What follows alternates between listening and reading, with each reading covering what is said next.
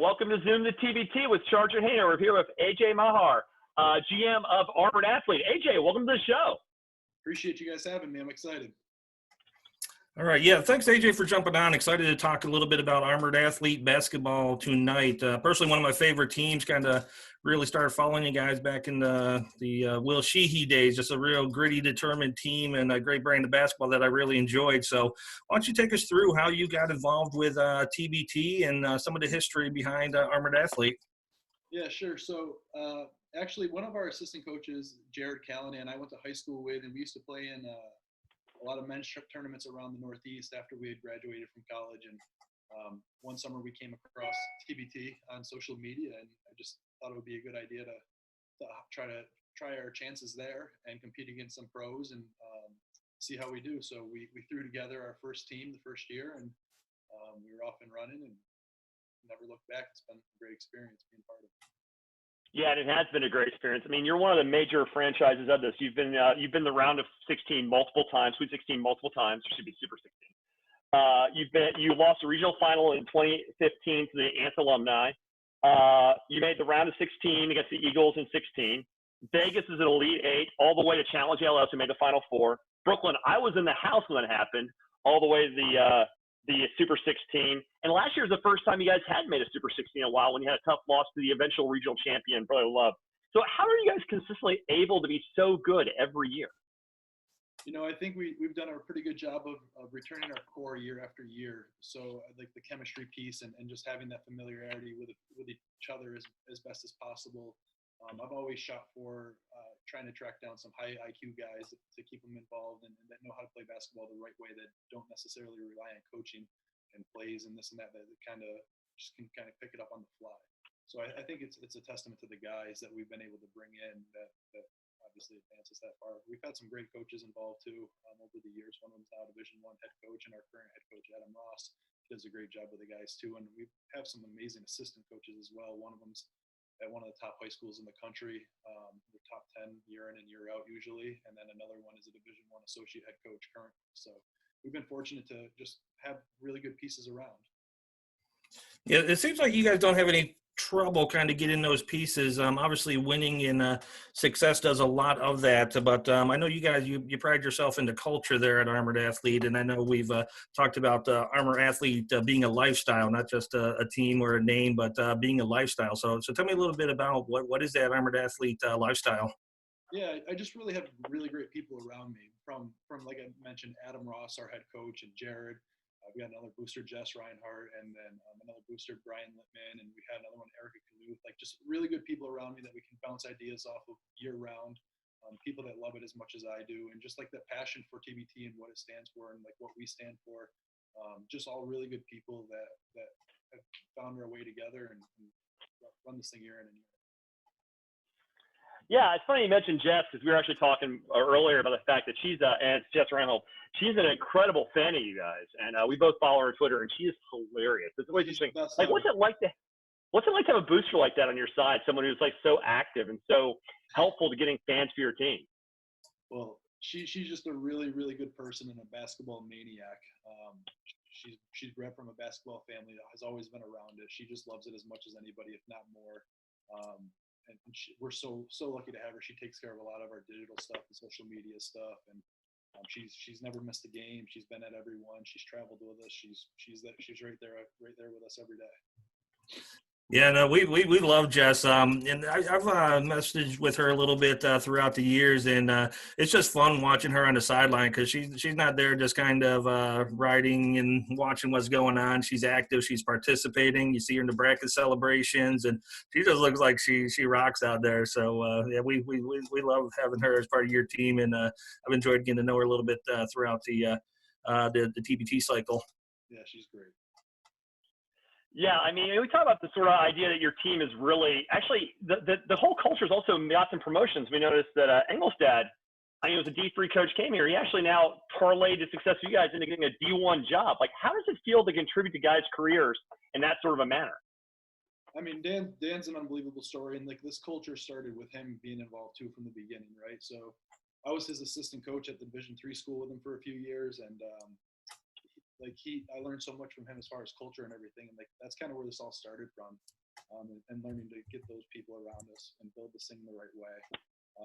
But it's been very cool for us to have Dan progress on up to the mount, and he's having a lot of success there. Like he's improved from year 1 to year 2, and he's got a really great recruiting class coming in this year. So it's really fun to have him to follow, and he checks in on us year round too. I talk to him most days, and I was just on a 3-way call with him and Malcolm Miller 2 days ago. We were just talking, joking about TBT and reflecting on some stories. Dan's still a big part of what we do, and he's just a great resource to have too. Yeah, so just to talk a little bit more about Malcolm Miller, I think that's one of the greater success stories that we've seen. We see sometimes guys kind of in the post of their career come back and play some TBT. We see some guys get some call-ups and maybe summer camp invites, but Malcolm Miller played for you for 2 years. I enjoyed watching him in the G League, and to see him go from kind of those environments to a world champion, and knowing that he played on your team and was still developing and becoming his own at that time. So what did you observe with him, and when did you kind of realize this guy's a star? Yeah, well, Malcolm's just a really great person to begin with, and actually Dan Engelstad was his coach at Holy Cross before he came to Southern Vermont College. So like that's kind of where the connection with Malcolm came in.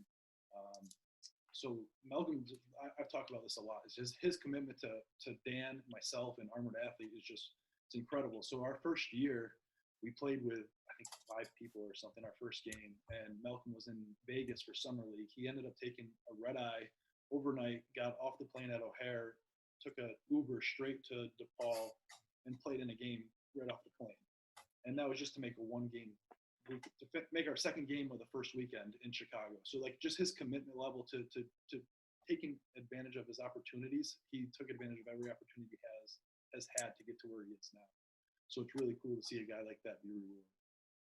Well, that's what's really cool about this event. Charge and I talked about this, Lex. We approach it from different angles. Like, I'm more of a college guy, a huge Memphis fan, and a big college sports guy. And Charge being literally one of the biggest fans ever Canton's had, especially from the G League side. We appreciate basketball that's sub-NBA.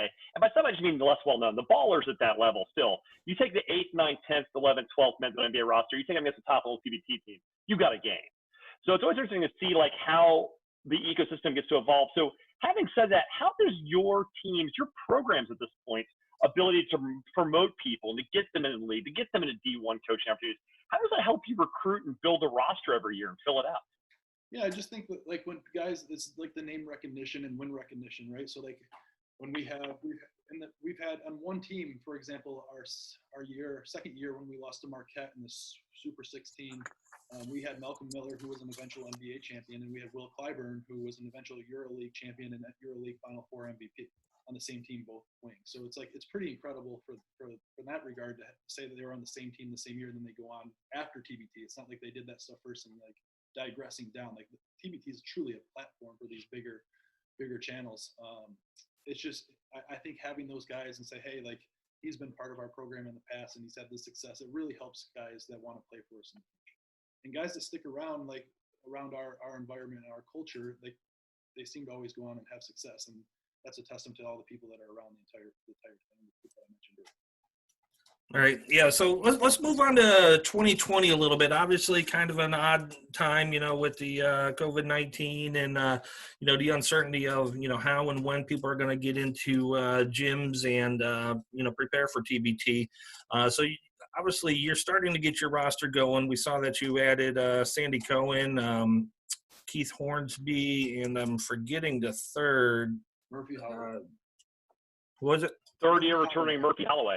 Murphy Holloway, that's it. I lost it there. And so just kind of tell us, with some of the uncertainty going on, how is 2020 roster building going for you this season?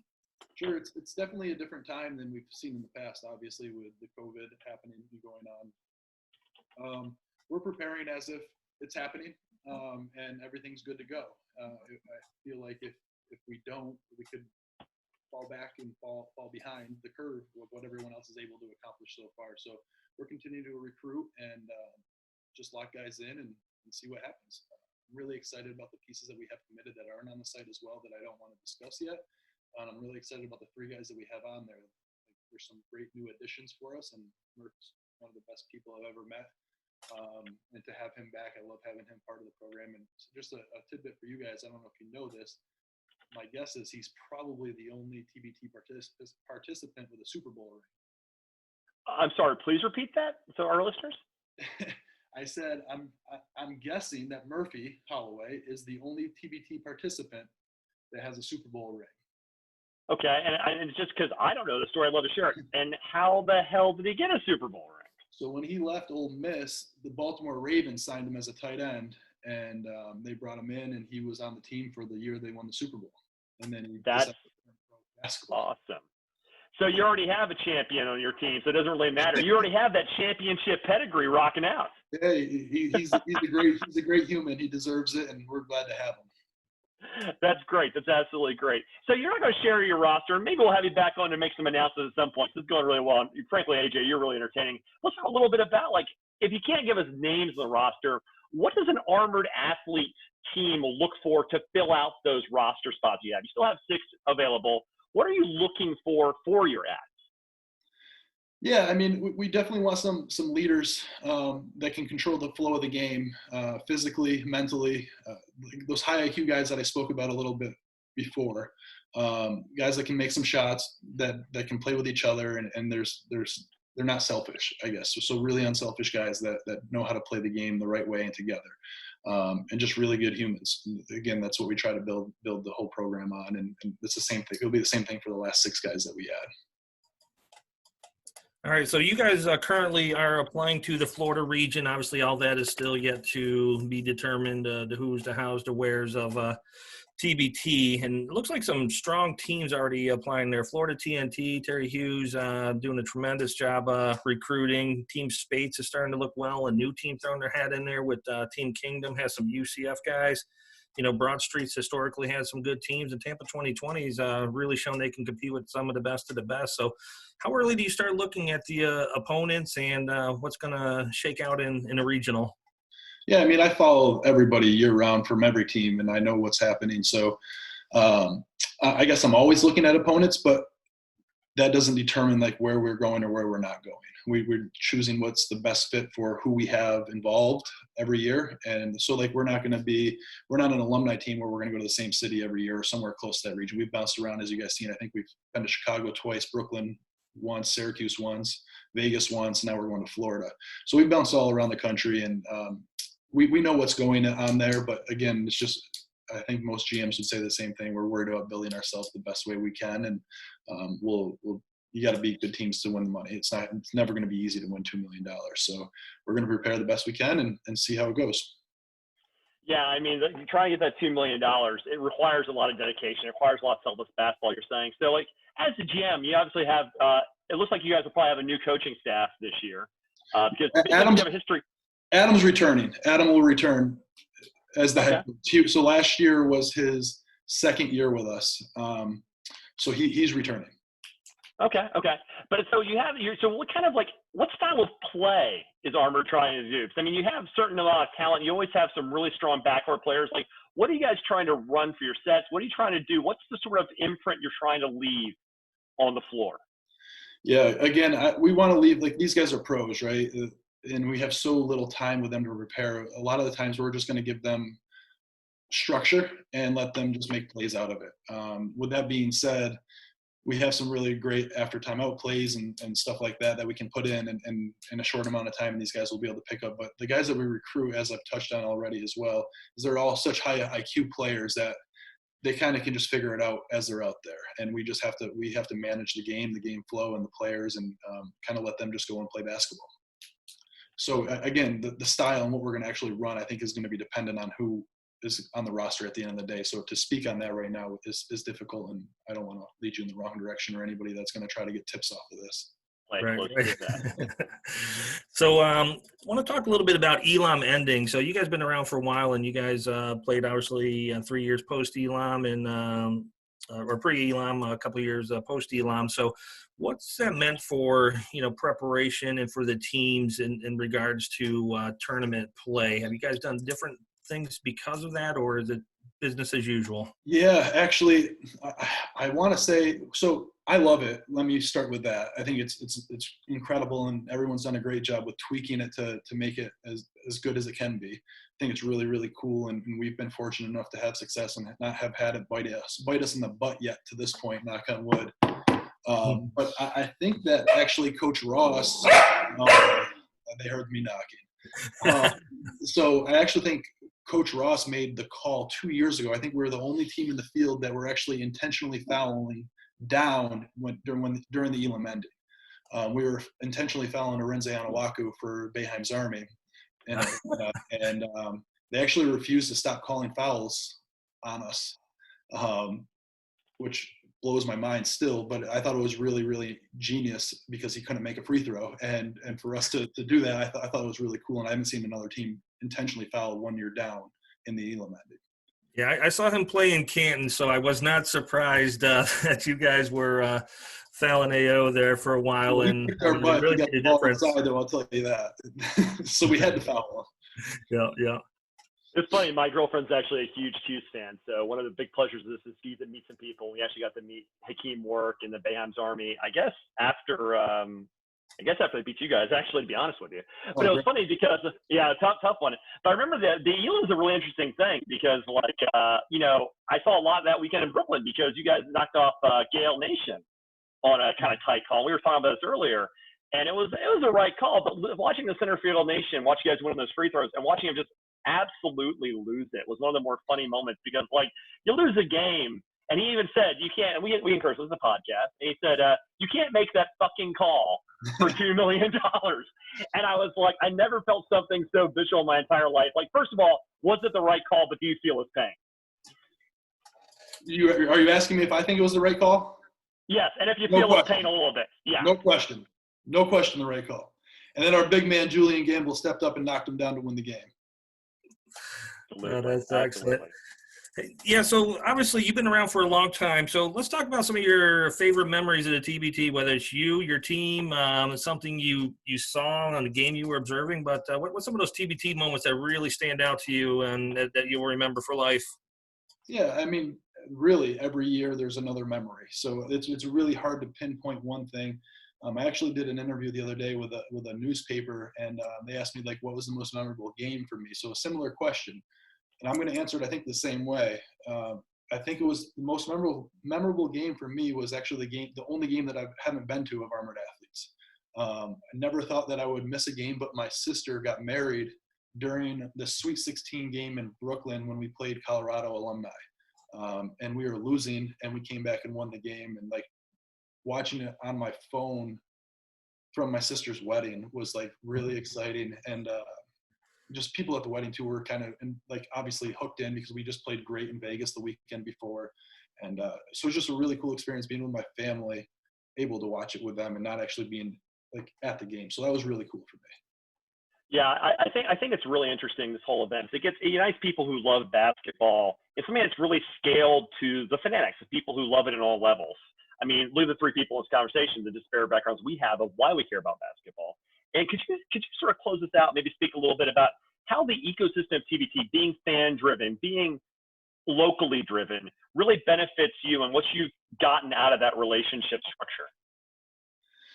Yeah, I mean, it's just also cool how interactive it is, and it really feeds my hunger to be involved in basketball still at this point in my life. And it started with guys that I had played with or played against or grew up on the same AAU program or trained or whatever the case may have been, is how it kind of started. And it's evolved into this where I've made new relationships through whether it be my coaches or players that we've had. And everything's just kind of relationship driven. Some of them has been agent relationships. The list goes on and on. So to have those relationships and continue to strengthen them and then the guys trust us in what we're doing is just really rewarding. And it just feels really, really good to get those commitments. And again, the people that stick around our program are typically the best people. And it's really nice. I mean, a lot of them to me, have become lifelong friends, which is really cool. And I'd have to. It never would have been possible. Yeah, I'd have to agree with you there. I mean, obviously that's from your viewpoint, but from my viewpoint, TBT is just incredibly open and incredibly relational. People just love talking the sport, the game, the nuances of the fan game. So it's been a blast really following along with Armored Athlete. And this would be a good spot for us to close here. But I just want to thank you for your time today, AJ. Really looking forward to seeing what Armored Athlete has in store for 2020, God willing. Everything works out. TBT goes off as planned, but I just want to thank you again for your time tonight. Yeah, I really appreciate you guys having me on and taking the opportunity to interview me and talk about Armored Athlete a little bit. And also your guys' support over the years has been great. What you do for the event is awesome. So we really appreciate it. All right. Well, thanks a lot, AJ. AJ Mahar, GM of Armored Athlete. Thank you so much, man. Let's go.